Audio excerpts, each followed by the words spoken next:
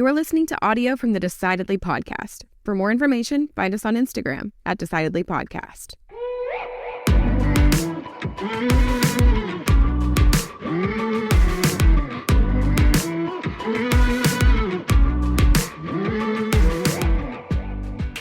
You know, one of the things I think people seek in life, and then one of the things that they really fear when they retire or leave a business, is they seek significance. I think we seek significance, and we fear losing it.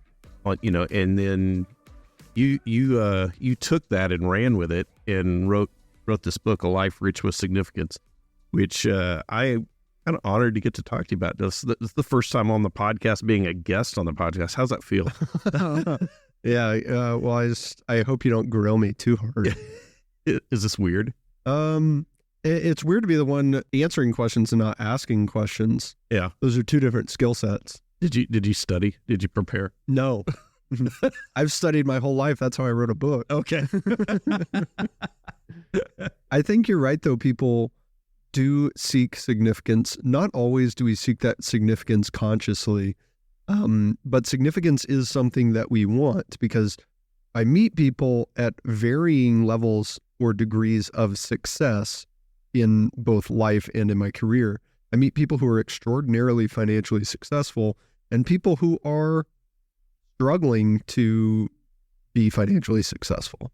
You know, my clients are financially successful, but I do meet people who seek out help who are not financially successful. And the people who are successful are not always fulfilled. They're not always fulfilled. And what I found is that fulfillment, a key element of fulfillment, is significance. Yeah, I would agree with that. I think a lot of people lose, if they lose that purpose, that purpose is tied to significance, you know, and, you know, super closely. And I have clients, I'm sure you do too, that regardless of the amount of wealth that they have, I don't think the amount of wealth leads to significance. So when I talk about no, it doesn't. It's not a significant amount of money. That's right, not what right. The amount is not significant. No. It is the purpose of it. It's how it's applied. It's the purpose. It is the relationship that you have with the money. What is it doing for you? And what is it doing for others? If your wealth exists to create a more comfortable existence for yourself, it will not be significant. Might be good, you know. Yeah, that's better than having no money. Yeah, that's okay. better than having money that's not providing any comfort at all to anyone. Mm-hmm. But if that is the highest aim for your money, I challenge you to find a greater calling for your money, a greater calling for your wealth. And if you do that, then you will be able to transform wealth to significance. Yeah, you know, I always talk to clients about looking at how do we find the greatest, highest purpose for their wealth. And a lot of people don't go through that self-exploration, don't have enough self-awareness to go through that exploration to say, what do I want this money to do when I'm done with it? And I know that I've asked that question to a lot of people to say, what do you want this money to do when you're done, you know, when you're done with it? And they will immediately begin to answer the question who they want it to go to, start naming beneficiaries, and won't talk about what they want it to do.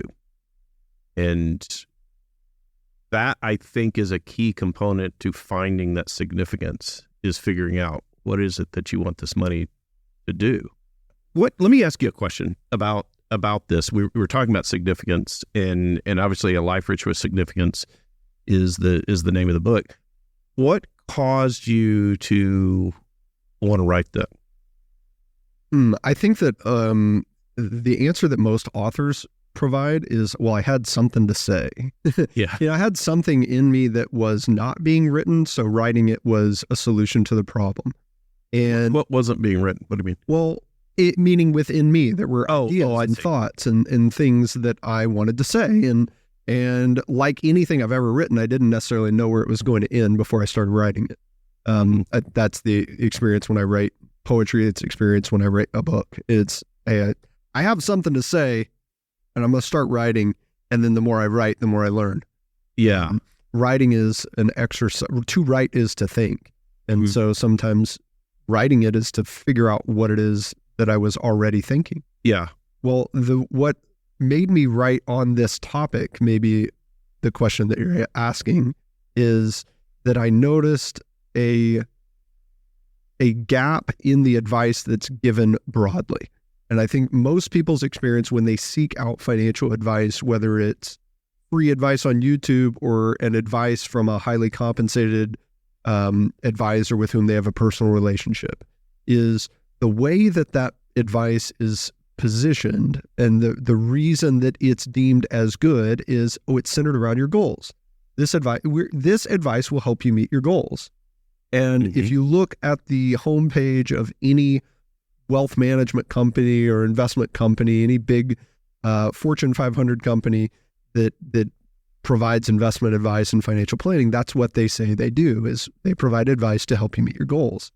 And as a professional, giving advice with the intended effect of helping people meet their goals, I started to notice that was not the most important thing that I could do. And in fact, was the easiest part. The easiest part of giving financial advice is helping it meet your goals. You want to buy a house. Here's how far away it is. Here's how much money you need. Here's how much you need to save every month. Exactly. It's just a simple arithmetic calculator. Problem. It's a calculator problem.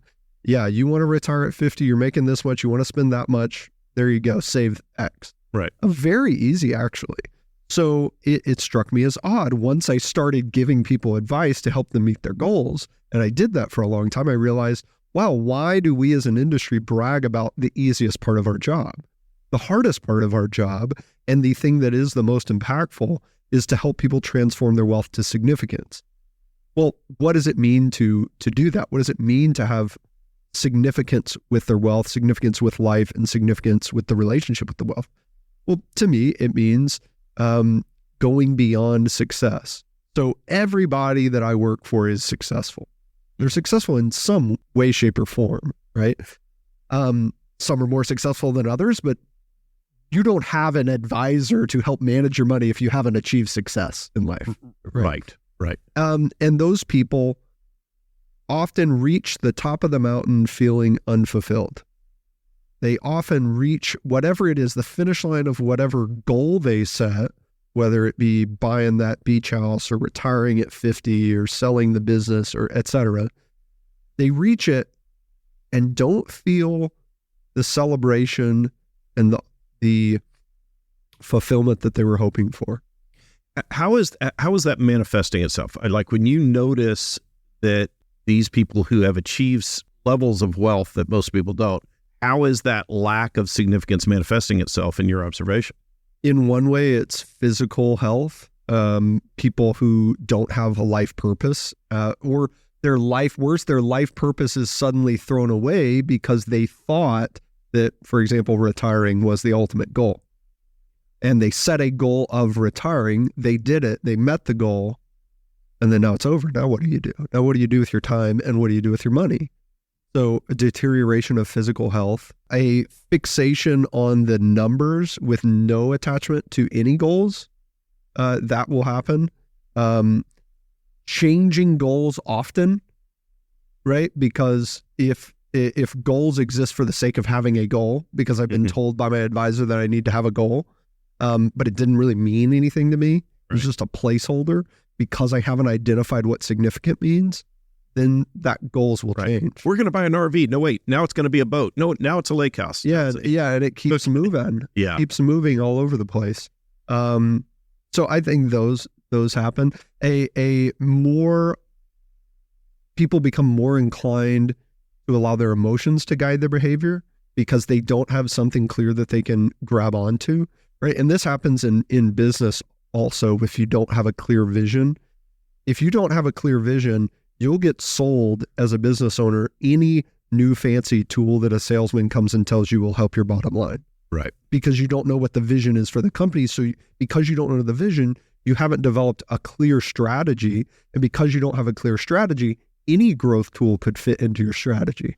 So how do you differentiate then between someone who thinks, let's say, retirement is their vision, right? I want to retire at 65 or 70, whatever it is. To them, that's their vision. How are you differentiating that? I would say that that's not your vision. that the purpose of your life isn't to retire. The ultimate goal that you can achieve isn't retirement. The objective isn't to retire. Retiring is a part of a larger objective. It is a part of a larger purpose. It is a part of a larger calling. So your calling, whatever it may be, is bigger and broader and more ever present than retiring. Now, leaving your job that you are spending 50, 60 hours a week in may be a required component to help you fill out your purpose to its highest potential. But retiring isn't the vision, right? That's like if I said, what's the vision of your company, John? And you said, well, to sell it. Mm-hmm. Well, yeah. I mean, I guess to make money. Yeah. Sure. Yeah. You want to sell your company one day, but what's the vision for the company? Right. What do you want the company to do after you sell it? What do you want it to do in between now and when you sell it?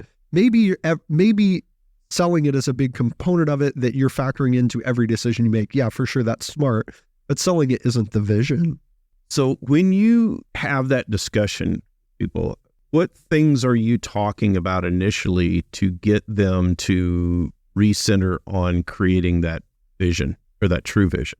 Well, one of them is an old question that I learned from you and you learned from somebody, and he probably learned it from somebody, and that's what's important about your money to you. What's important about your money to you? And when people think about the answer to that question, the first answer I always get is complete nonsense. And what's funny is that it is complete nonsense, but it's delivered with absolute confidence that it is the answer. Yes. So usually the answer to that question, what's important about your money to you, sounds like to make more money. So to not run out. Not run out. Yeah. Because you got to have money. Right. Duh. It's like, it's almost as if me asking the question is absurd because the purpose of money and the importance of my money is self-evident. Don't you know, Shawn? The purpose of my money is self-evident. But when you think about it, when I think about it at the second level, I'll get a little bit closer. Mm-hmm. And some people then will start to say, well, I want to make more, or I don't want to run out, or I want to make sure I can retire. Okay, well, now we're closer. But what's important about that? Because whether you said I want to make more, or I don't want to run out, or I want to make sure I can retire, whatever it is that you said that second time I asked you the question, is unique than what other people might say, right? If you said, I want to make more, well, what made you say that instead of, I don't want to run out? What is it about making more that more would provide to you? And then eventually we start to get somewhere after about 4 questions or answers to the same question, something that represents a value that is important to you. So having the values is a required component to finding the significance. That's where I would start, is with the values. Mm-hmm. So starting with that question and then moving to values.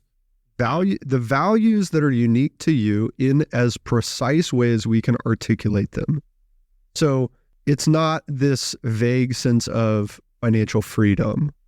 It is more precise. It's having the ability to be myself. Okay, that's a way to articulate freedom that is different than what somebody else might say, which is to do the things that I'm supposed to do. Mm-hmm. That's a different version of freedom. And being as precise as I can with defining it is going to be a better guide for my actions in the future. But one step is values. I don't want to go too far down the values road because you asked me, how do we find significance? Mm-hmm. I can ask somebody, well, what do you believe your purpose in life is? And most people don't have an answer for that. Right. But you have to be able to answer that, because if you're running your business successfully and I ask you what's the purpose of your company, you have an answer to that. Sure. Right? Okay, how do you not have one for your life? What types of answers are you usually getting to? Is somebody who doesn't have an answer initially, what are you finding once you develop that? Because I'm guessing you do. What are you seeing? So the most common answer is, I've never thought of that. Right. That's the most common first answer. I don't know. And then what happens with that answer is that people 99% of the time recognize that that is something that I ought to have. Yeah. Right. I would think so. It's going to go, oh, wow, I've never thought of that. How do I not know what the purpose of my life is? The second most common answer is something that's vague. I say vague not to say bad, but it is not very imprecise. It's imprecise, right? Okay. So, honor God. That's a great purpose. Sure. But it's not very precise, right? That means a lot of different things to a lot of different people. Right. That could go any which way. What do you mean by honor? First of all, how does it guide our actions? How do I know that any given decision is in alignment with honoring God? Okay. So one thing, a lot of times what we get to is something that resembles, is expressed through someone's career. That's very often the case. So I believe that my purpose is to help business owners make great financial choices. That's what my purpose is. Other people may have a version of that type of answer that is expressed through what they've chosen to do with their life and their career and their business. It isn't always. Sometimes it is purpose statements that are designed more around their relationship with their family or with their community. Okay. Have you found that those change? No. Okay. Not as often as you would think. Yeah. Because, initially early, yes. Yeah. Right. But so maybe like what I picked today and then revisit it 3 months from now. Yeah, that may change a little bit, not in a radical way, but in a more semantic way of finding it. That wasn't the best. Those weren't the best words to capture the idea I was aiming at. Right. But usually after we go through an initial period, and this is very similar to setting a purpose for your own business. When you first do that, it's probably not going to be perfect right away, but after we, talk about it with the team and put it on the vision board and it's there, listed on the break room for a few months, it kind of cements itself. Right. And the reason it doesn't change is because once you do it clearly and you remind yourself of it and incorporate it into decisions that you make on both a high level and a daily basis, then you embody that statement. You embody that aim. And once you've embodied that aim, there's almost no going back. Once you say, I've found my purpose, this is my purpose, I'm going to live out this purpose. Well, it's really hard to change that because now now I have a life of purpose. Right. I didn't have that before. Why would I want to change it? I've found this purpose. It's been given to me and I've discovered it. Why wouldn't I want to pursue that for as long as I can, for as deep a way as I can?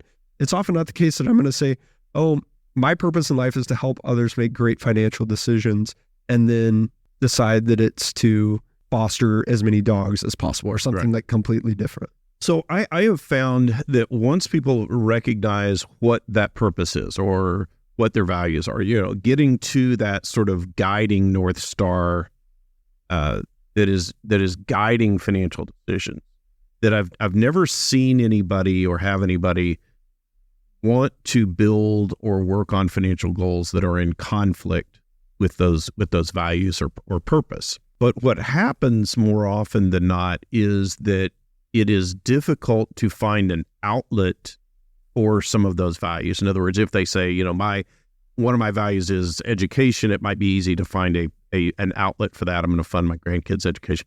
But if they say one of my values is integrity or something, sometimes some of these values or purposes, it is difficult to find an outlet through financial planning or wealth management to live out that value. Are you finding that?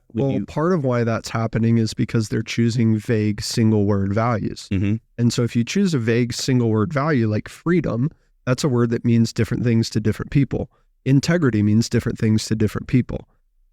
Almost any word that you could say is a value that is of most importance to you is going to be a value that other people would say is generally good, right? Most people are not going to say, right? Hardly anyone is going to say, you know what? One of my core values is hate. Hatred is one of my top values. Right. You're not going to pick something that's bad. Now, it may be something that just doesn't matter to others, but generally any value you could conceive is a good value. Okay. But it is easy to misinterpret single word values. So for example, even liars and cheaters will tell you integrity is good and they'll tell you they have it. Mm-hmm. but they're a liar and a cheater. Right. Okay. So how does that work? How does someone believe that integrity is good and they have it, yet still lie and cheat? Well, it's because they simply justify their actions by reframing the definition of the word integrity. So if integrity as a value can be misinterpreted and defined differently by other people, then that means it can be misinterpreted and defined differently by you in the future. Future you is capable of misunderstanding what you today, when you selected your values, meant by integrity. Because when you select integrity as a value or any other value, when you decide upon your values, you are both finding those values and deciding those values. You are making a discovery of yourself and a declaration of how you will live in the future. And the declaration of how you live in the future, that cannot be, you cannot allow yourself the opportunity to misinterpret that. Otherwise, the exercise was not in any way purposeful. Right. The purpose of the exercise is so that future decision-making can be framed upon this choice that you've made, right? Can be measured against this choice you made. So you have to be more precise with the values that you select. So, for example, I have a family that I work for, and one of their single word values, right, was family. Well, we care about our family. Okay. And I said, well, what does that mean? And they kind of chuckle a little bit. It's family. Like, obviously, you're supposed to care about your family. So they're like, duh. Who doesn't? Yeah. Yeah. Well, first of all, some people don't, which is always a surprise to everyone. It's a surprise to everyone that not the rest of the world doesn't necessarily care about your values. Right. Some people don't care about family. It's not a top value. For them, it is. Okay, but what does it mean? It means, the family, the people that are around me, being there for them. Okay, how can we frame this value in a way that inspires action, that calls you to do something, right? Because simply saying family doesn't call us to do anything. I want to phrase it in a way that's precise, tells you both what matters and what you should do. Okay, so they thought about it and they spent like 2 weeks thinking about this. They would talk at dinner. What is it? How do we act if family is important? If family is important to us, what do we do? And what they came up with was a phrase called "love you more." And that is what they would tell each other. They'd say, "Oh, hey, I love you, honey. I love you more." And what they mean by that is both, hey, I'm going to do more than this other person without consideration for like what they're doing to me. Not as a competition and not because I'm expecting to get something, but I want to do as much as I can. I want to do more. I want to love more. And also I'm going to love you more like into the future. I'm going to keep doing it. I'm going to love you more. And that was it shaped their mindset of how they interacted with each other, how they opened their home to each other, how they opened their hearts to each other, how they were emotionally vulnerable with each other, how they financially provide for each other. Love you more. Well, that's way better and way more powerful than saying family is important. Mm. And once they did that, they both discovered something and declared something. So you originally asked, people don't often find things that are in conflict with their values. Yes, I would say even if you do a bad job of discovering and declaring your own values, you're often not going to set a goal that is consciously in conflict with a value of yours, right? Right. And the example that I would use is if you told me stability is very important, a financial goal of yours probably is not to do a sailboating trip around the world. Right. Probably not. Funded by Bitcoin. Yeah, or right. Whatever. So what often is the case is that people don't have goals that that give them the opportunity to express a value that's important to them. And so by being more precise and creating these action phrases with your values, well, it inspires action. The phrase itself inspires action, which can help on a small level. You take steps on a daily basis if you're reflecting on these values consistently towards living them out more. And once you start living it out more on a daily basis, it's easier to imagine a larger goal that is in congruence with one of those values. So how are you looking at when you establish those values, that sense of purpose, you're finding what's important about someone's money to them? that you are calibrating those values and that sense of purpose high enough that it is creating intrinsic motivation, that it's not just words you're putting on a piece of paper, but it's something that's driving it. Yeah, so I would say one is like a gauge in the conversation. I can kind of tell if someone, because if I ask you what is important about this value that you've chosen, and you don't have a lot to say about it, then maybe we haven't really found something that resonates. Usually people could talk all day long. Yeah. If I say, like, when I tell you about the Love You More family, what's important about family? They talked forever about it. Yeah. They couldn't stop talking about it because they care. If someone is giving me the answers that maybe they think I want to hear, then they don't have as good of, they're not able to talk for as long about it. And that does happen, is sometimes, and we all battle with this, is there's values that our family, our community, and society implicitly or explicitly tell us we ought to care about. There's ways we ought to live. And sometimes people don't necessarily care about financial stability, but their dad did, and their grandpa did, and their great-dad did. They feel like they should. They feel like that's the right way to live. So, stability. Yeah. What does that mean? And they don't have a good answer. But second, finding an aim that is high enough. One way to look at it would be it is not possible for you to create an aim bigger than that. And then two is that in order for it to be the biggest aim possible, it has to be pointed outward from you. It can't be about you, right? It can't be something that I am doing for me. So, for example, go back to the retirement one. Well, my highest aim is retirement. Biggest thing I could do is retire. Well, that can't be the biggest thing that you can do because it's all about you, right? It can't be. Right. You're telling me that you can provide nothing to this world other than getting the hell out of your job? That getting out of the way is the most you could do? Right. That can't be it, right? So it has to be focused externally. Success is focused internally. I'm going to climb this mountain. I'm going to run this marathon. I'm going to start this business. I'm going to do these things. And we generally run the success journey as individuals. It's not a team sport. It's, hey, what am I going to do to be successful? Significance is focused outward. It's focused on what can I provide to my family, to my community, to the relationships that I either already have or don't yet have with others. What can I do for others? That is how one achieves significance. Have you told a story in the book that made me think of my own experience with my grandfather. When I was growing up, he was the richest guy I knew. We would go out to his farm and run around and experience that. And I just thought, well, this guy's got everything, because he had a boat, and he had a tractor, and he had a barn with hay in it, and he had some horses running around. Oh, this is it. And when he passed away, I remember having this moment at one point years after he passed away. And it was, where did all that go?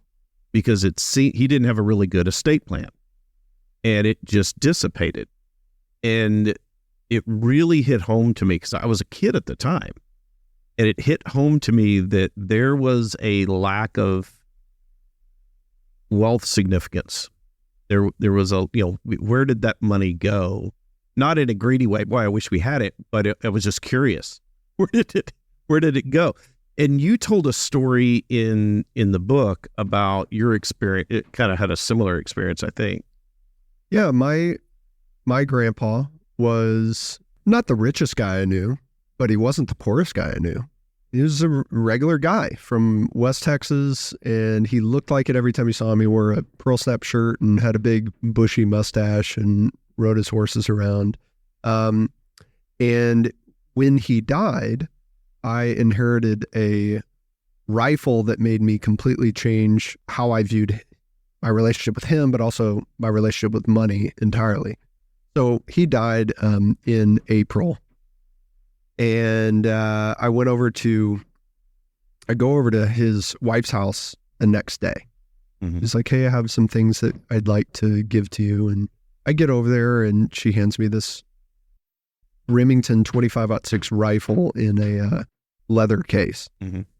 And I take it like, wow, this is actually amazing. It's like a 50-year-old rifle. You know, he probably got this when he was my age and he's just kept it forever. Like, this is cool. I take it home. I don't think much about it. I don't really have an opportunity to use it. I put it under my bed. 7 months later, it's deer season. It's November.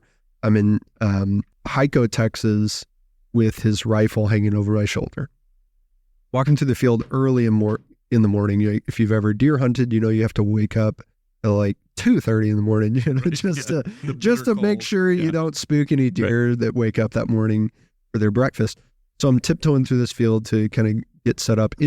I'm freezing my butt off. Right. It's completely pitch black. Right. And all of a sudden start smelling of fire.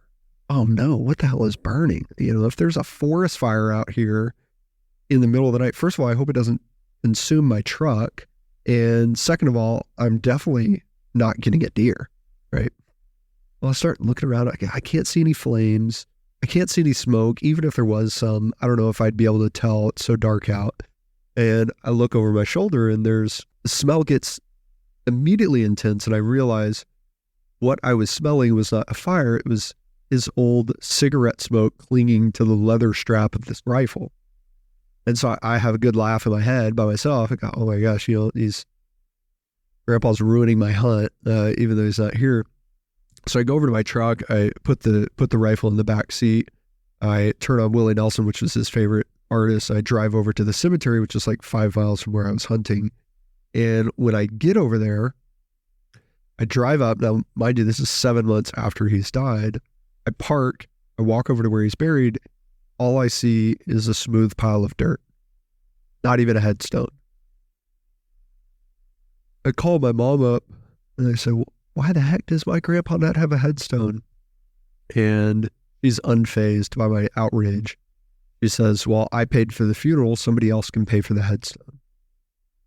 And in that moment, I realized that this smelly old gun that I've got is the last thing he had.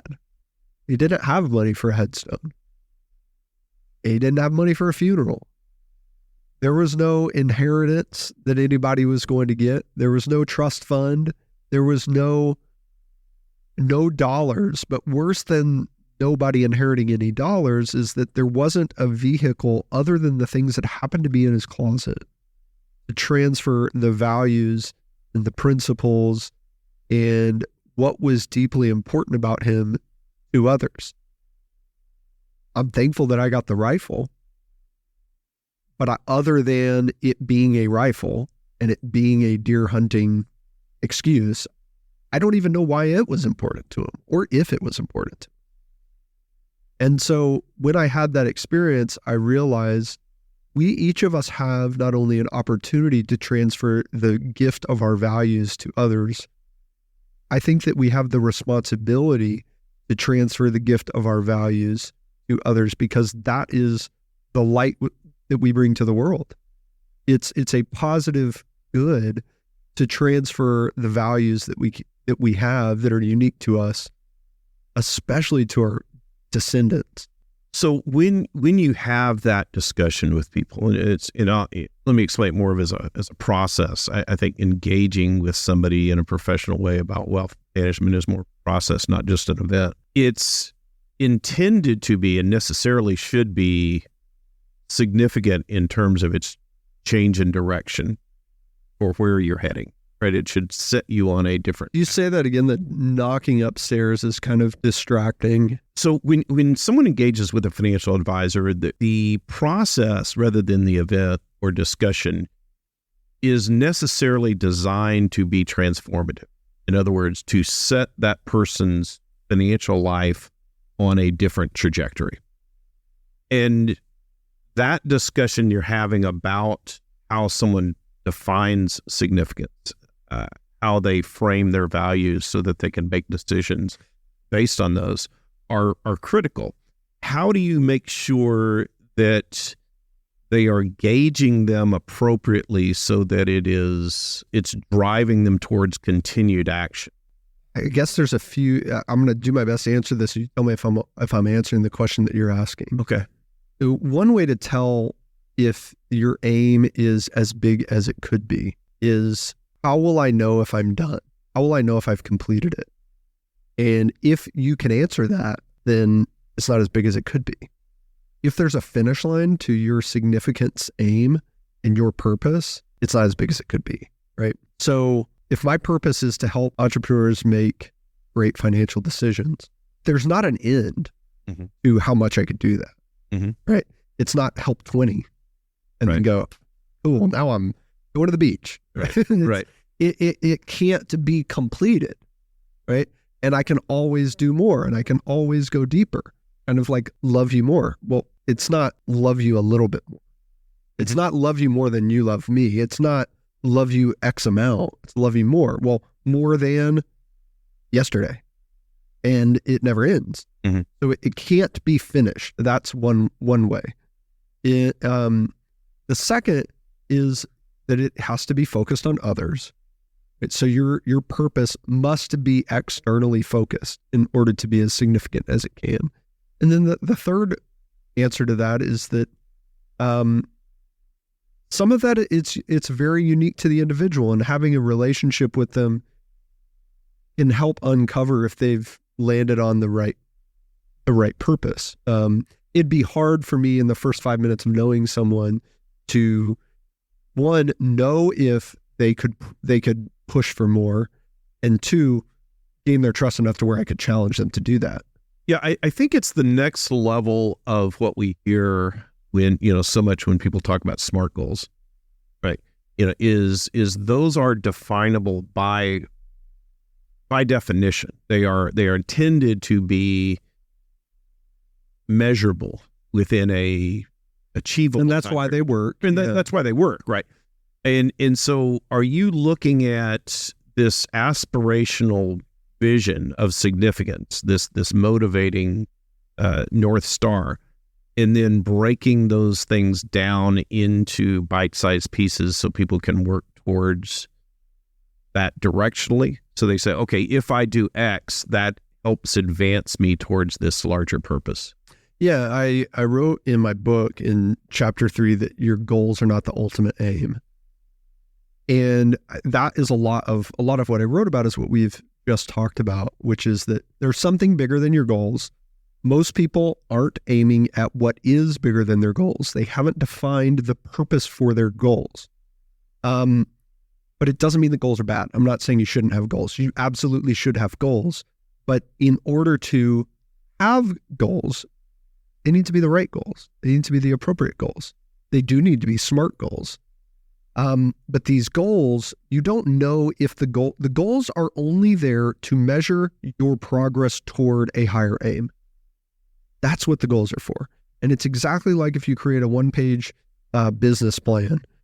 You create values for your company, you create a mission for your company, a purpose for your company, create a BHAG, and then you start a big, huge, audacious goal, a goal that is maybe 30 plus years out in the distance that has a 50-50 chance of actually being completed. It's the biggest, highest goal you could ever conceive of for your business. You set that vision for where your company could go if it operated at its best. And then you set goals.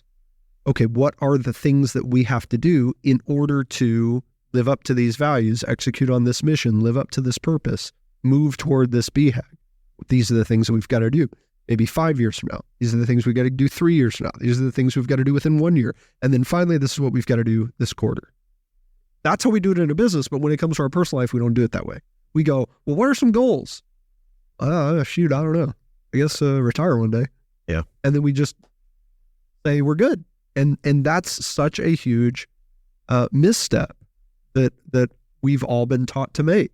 So that's what goals are for. Is goals are not the end all be all. They aren't the aim. The goals are there to measure your progress toward the real aim. But if we can't know that even they are the right goals until we know what that real aim is.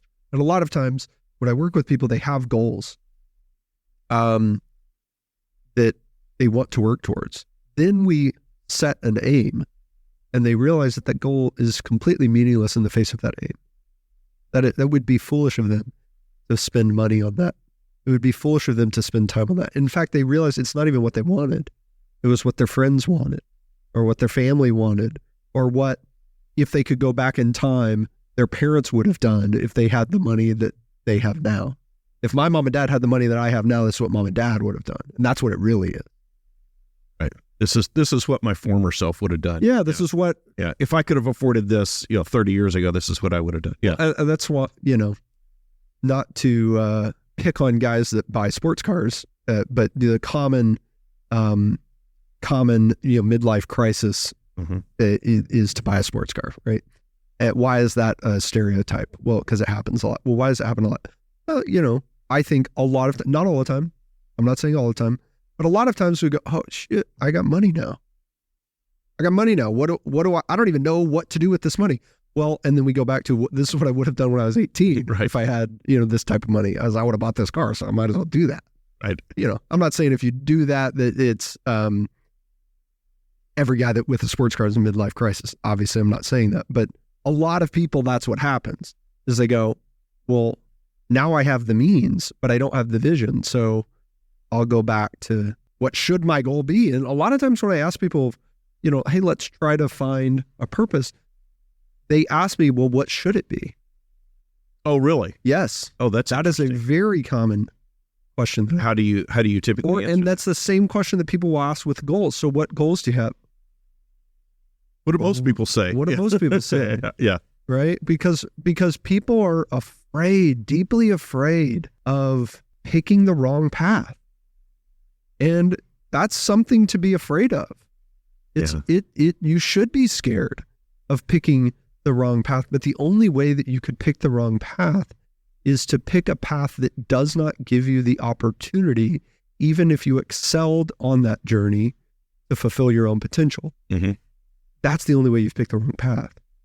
Well, so you talk about picking the right path, and you talk about your decision lab process in the book, and I think picking the wrong path, a lot of times people aren't even on the right road, right? They don't know where they are, and I think that was one of your first steps that you set.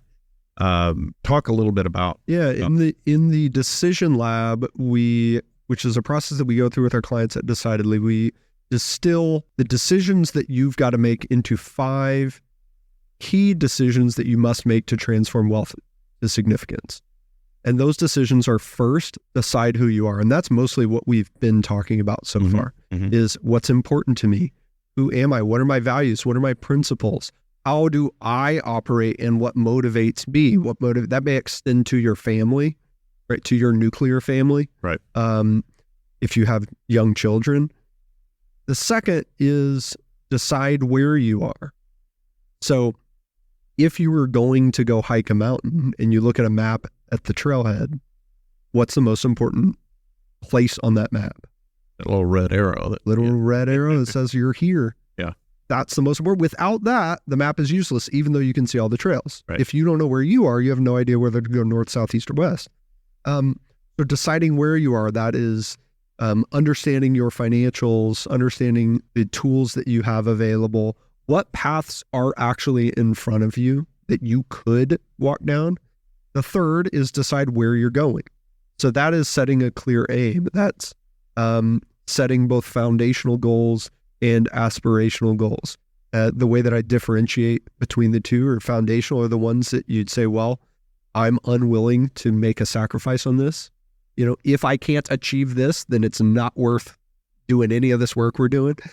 And then aspirational is the things that usually, hey, they're more wishes than needs.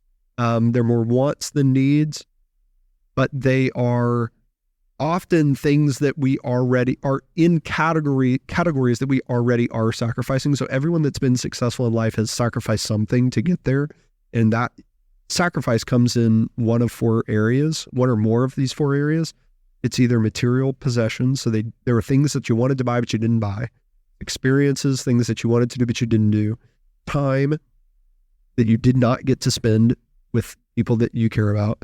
and then philanthropy, so charitable giving that you did not participate in. So aspirational goals typically come in those 4 categories. The 4th decision that you've got to make, so decide who you are, decide where you are, decide where you're going.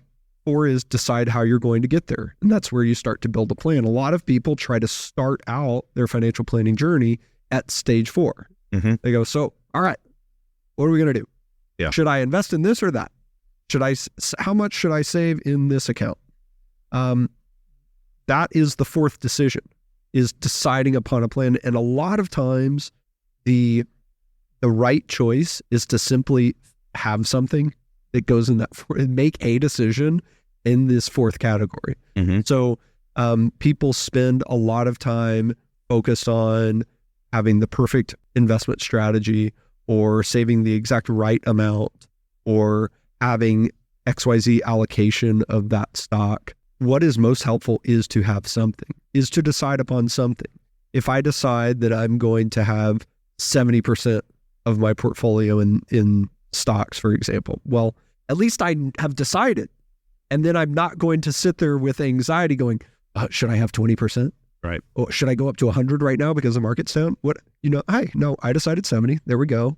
Now I have the freedom from worry on second guessing this. Mm-hmm.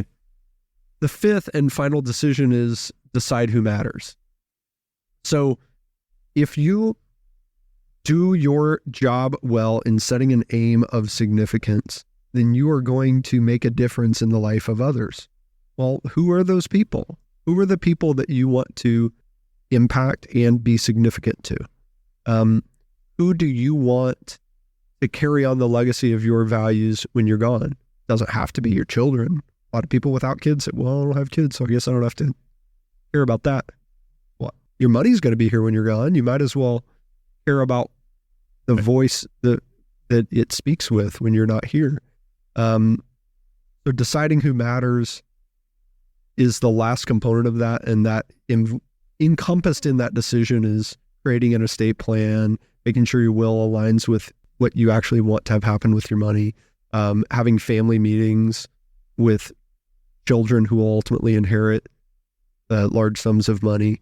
There's a lot that goes into each of these 5 decisions, but fundamentally, those are the 5 things that you have to decide in order to transform wealth to significance. What would you say would be your one decision tip for business owners? I would ask you the same question I ask. Yeah, I ask every guest. My one decision tip for business owners is run your family like you run your business. And I give that advice assuming that you run your business well, because if you run your business poorly, running your family like a business is probably worse than what you're already doing. But almost everything that works as far as advice for how to run a business well, it also works for how to run a family well.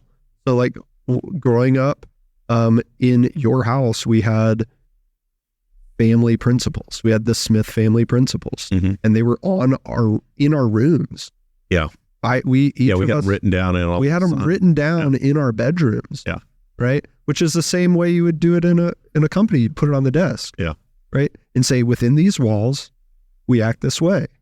And we did that as a family. And that seemed normal to me, but I realized hardly anyone does that. It's so funny.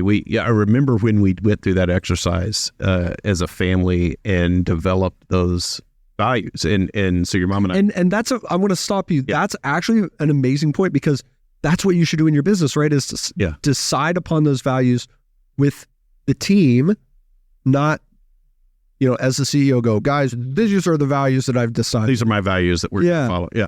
It was so funny because your mom and I were lobbying for obey your parents as one of those values, and it didn't make the cut because none of y'all thought that was important. Yeah, that's BS. You're like, I don't want to be hamstrung by that. It didn't make the cut. I was so disappointed. No, you got outvoted on that. Oh yeah, it was not even. But not even close. That is my favorite example that I didn't even realize. Well into adulthood, that how smart and wise that was, and that is exactly how you would run a business well. Not only should you have values, but they should be precise. Not only should they be precise, but you should create them collaboratively with your team. Okay, same in the family. If you go and tell your kids, these are the values. Integrity is important in this household. They don't even know what that means. Your 6-year-old doesn't even know what that means. Right. So spell it out for them and talk with them. Let them feel like they picked it. Yeah. And then they're way more likely to live by it. Then not only that, but make sure you remind yourselves of them. Recite it. Not just so your employees know it, but so you, the leader, know it. Post it on the walls so you can't escape it. Talk about it to the point that it is exhausting to talk about, and everyone's rolling their eyes. Oh yeah, the family values. You know, that's interesting. I remember there was an initiative we were putting together in my business several years ago, and we thought it was fairly simple. And so I had my assistant announce it, and then I noticed that people were doing it wrong. I said, just announce that. How simple was it? It was a code, single letter codes following a meeting to indicate who was in the meeting and who was taking them. That sounds very simple. It was simple. It should just be like initials. Yes. So if you were leading the meeting, it would say SS, and Bob was going to be with you. It'd say SSWB. Okay. Sanger with Bob, meaning you were going to lead the meeting. All right. So it was a code based on initials on who was lead and who was follow in these meetings. I said, just announce that. It's pretty simple, and just have people start putting it in. And then it wasn't happening. And so she announced it again. And then it started to happen, but it was happening wrong. Right. I said, just announce it again. And so she announced it again. And it was still happening wrong. And it still wasn't happening with 100% success. And I said, let's just keep announcing it. And we're going to announce it every time we find a mistake. We're going to go through this whole presentation again. Yeah. And it got to be a joke because we had to do it probably a dozen times. It was super simple. But my assessment of how easily people were going to pick up my thoughts and not only understand my thoughts, my idea, but take action the way that I wanted them to act on these thoughts, I had totally misjudged how that was going to go. And so it is so true that when you're looking at guiding a family or having something that's going to make a change, have it in front of you. It's got to be repeated. You're going to have to go through and do it again. My guess is that you write those values down for people and talk about them every meeting. People have to be able to recite them because you have to be able to recall something if you're wanting it to make a difference in your life and your decisions. In order for any decision that you make in step 1 of the decision lab, decide who you are, in order for anything there to matter and make a difference in your life, it has to live in your mind and your heart and your soul. It has to be something that you memorize. Mm-hmm. And not only memorize, live, breathe, embody. If it's not that, then it necessarily cannot guide your daily action. It cannot guide your daily behavior if it isn't always in your mind. Doesn't mean you have to be thinking about it every second of every day, but you should be able to recite it verbatim when called upon. Right. And if you can't, then it's not doing anything for you. And so, yeah, you should remind yourself about it and remind your family, remind your children, remind your team what that is until the point that they roll their eyes and go, oh my gosh, the values again. Yes, I know the values is what they are. So to the point where they're insulted that you're still asking. Yeah, I think if you don't get to that point, you haven't done it enough. If it isn't something, if people are still writing them down, you haven't done it. Yeah, or sitting there going, well, hold on, let me see if I can remember the acronym. So then that's not enough. Tell me the name of the book and where people can get it. Book is called A Life Rich with Significance: Transforming Your Wealth to Meaningful Impact. It's on Amazon. You can search my name. You can search A Life Rich with Significance. It'll come up. #1 bestseller in investing and behavioral finance. How was that, the experience, being the guest rather than the host? Oh, that was fun. Yeah. Yeah. Okay. Good.